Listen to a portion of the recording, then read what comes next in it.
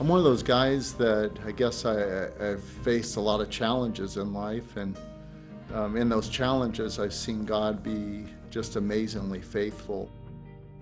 At the age of 5, I started hemorrhaging severely. They didn't think I was going to make it. Immediately, they put me into surgery and did major exploratory surgery. And then at the age of 10, my mom and dad were on their way to a meeting, and a drunk driver came across the center line and hit my parents head on, and my father was killed instantly. My mom was severely injured. Then at the age of 39, I was working during the Kosovo crisis, working in refugee camps in Albania, and I returned home,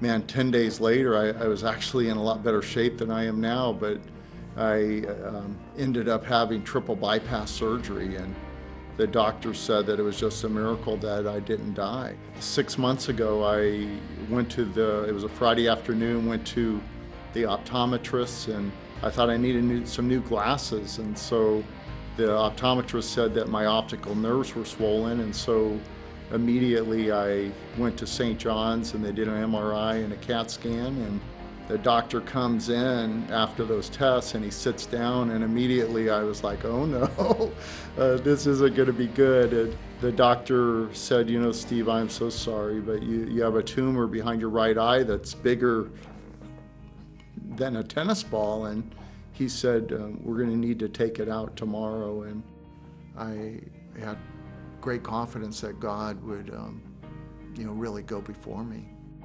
We really needed that kind of peace at that moment, and God put in our hearts a word, and it's a word I knew before, but it's a Greek word, hupomene, perseverance with joy. They did the surgery. Surgery was supposed to last 3 hours, took 7.5 hours. The tumor was benign, and I just thank God for that. But anytime they mess with your brain, it's really an intense process, and really impacted my balance and my eyes. I was not able to drive for 4 months. I can remember one particular night that was just, wow. Difficult is not a deep enough word to describe what I was facing, just torment. The pain was so overwhelming, I can't even really tell you. I mean, it was more than I could get my arms around. And that night, I opened the Bible I just opened it. And I turned to Psalms 41, and it says this: "Blessed is the one who considers the poor. In the day of trouble, the Lord delivers him. The Lord protects him and keeps him alive. He is called blessed in the land. You do not give him up to the will of his enemies. The Lord sustains him on his sickbed, and in his illness restores him to full health."